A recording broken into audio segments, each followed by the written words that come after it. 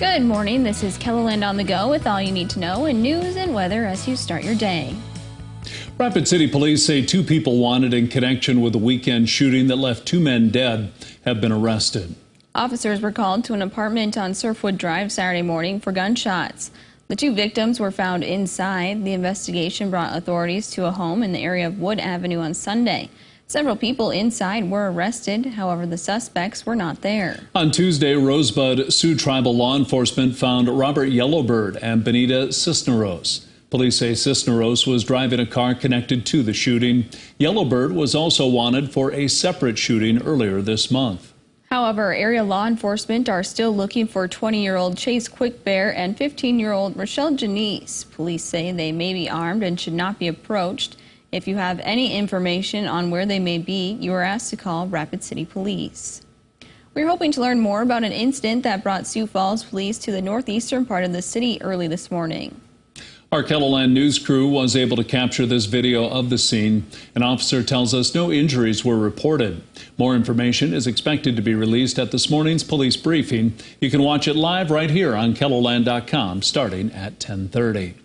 The Sioux Falls Police Department is trying to figure out who is responsible for the deaths of Toonie Slomax and Paul Billion, 2 homicide cases that investigators believe are not linked. Police want to know about any information the public may have. There's really no piece of information that is too small. So if anybody has anything, we'd like them to call in.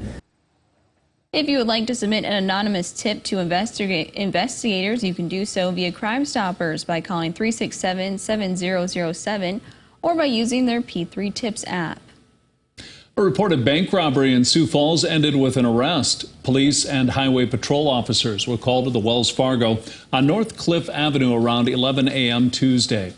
Officers had the area taped off, including a convenience store nearby. Police tell KELOLAND News they have someone in custody but didn't have any other details. The Brookings County Sheriff's Office is asking for the public's help in finding those who stole from an ATM near Volga. Authorities say it happened at a bank in the 90 block of Caspian Avenue. A deputy arriving on scene found the suspects had used a pickup stolen from a Brookings business to damage the ATM. An unknown amount of money was taken and the suspects left the area. The pickup was later found in Volga. Authorities say this is likely part of a series of ATM burglaries in the area for the past several months. If you have any information about the case, you're asked to call the Brookings County Sheriff's Office or Brookings Area Crime Stoppers.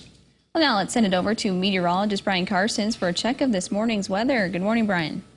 Good morning, guys. Good morning, everybody. Weather today featuring some scattered showers and thunderstorms. You can see the radar loop over the last 12 hours showing that overnight activity in central South Dakota. Some sporadic severe weather with that, but as we go through the day today, we do expect additional rain to flare up as this pattern continues. As of 7 this morning, not much rain east of the James Valley, but we're starting to change that a little bit, and we expect that there will be additional rain chances today, about a 30% chance in Sioux Falls, high 85. And also looking at some scattered rain hits for Aberdeen, Pierre, and Rapid City. We'll walk through Futurecast coming up in just a little bit. Thank you, Brian.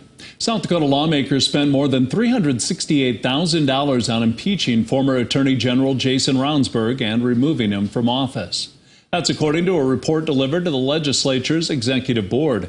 The House of Representatives spent nearly $276,000 in pursuit of Roundsburg, which includes the amount spent for outside legal services. The Senate spent more than $91,000, including the money for legal services. The House impeached Roundsburg in April. The Senate voted to sustain both articles of impeachment in June. Flower farming is becoming more popular across KELOLAND, and today you have the chance to see it for yourself. Tonight, you can attend the annual farm tours at Pixie Acres Flower Farm in Castlewood. During the event, you'll be able to learn more about the farm, see the flowers for yourself, and even leave with a small bouquet. Our customer base they're the best. They're very supportive, and just getting to have conversations with them and see them out here is great.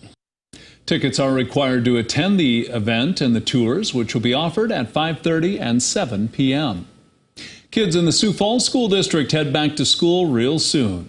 Megan Anderson Finch is an English teacher at Lincoln High School. She says the start of the school year comes with anxiety and excitement. Planning is one of her favorite parts of the school year. The mapping out, like what are we going to do? What are we going to learn? Getting that calendar out and filling it up. I know it's kind of nerdy to say, but I love filling up the calendar. The first day of school is tomorrow for the district. And that's a look at some of our top stories. Now let's get one last look at your weather with meteorologist Brian Karstens. Brian? All right, weather today. Well, we're watching those scattered thunderstorms on radar this morning in the southeast. I think that the general trend will be for more of those to pick up through the afternoon. The general idea, though, is that this is scattered. It's not necessarily one spot.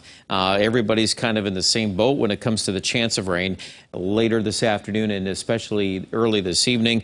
Overnight forecasts will generally see these thunderstorms drifting south, more so of a focus in Nebraska or Iowa. And tomorrow, while we'll start off dry, then we'll probably see a new batch of rain trying to flare up towards Spearfish and into northwest South Dakota. And then that'll try to spread east, a piece of it into Friday morning. And then at that point, there's probably a little more of it coming down our direction here as we look at Futurecast to wrap up the week. Looks like Friday night and Saturday morning, East River folks will probably have some additional showers and thunderstorms. It's not going to be necessarily raining all the time. That's not the forecast for Saturday or Sunday. There'll be plenty of warm weather and dry weather in between any of the hits of thunderstorms that do develop. So just keep your storm tracker app handy with that pattern for late August. Here are the numbers today: 91 in Yankton, 81 degrees in Watertown. I would say a lesser chance of rain that direction. That 7-day forecast picking up those middle 80s for the weekend in Sioux Falls, both Saturday and Sunday. And chance of rain there is 30 to 40%.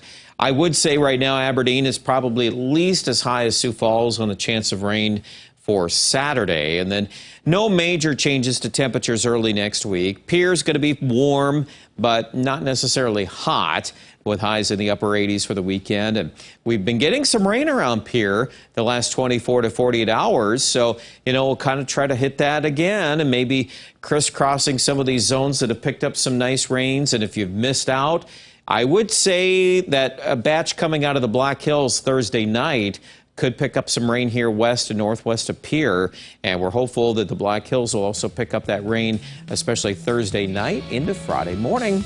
Check out the rest of the weather online at KELOLAND.com.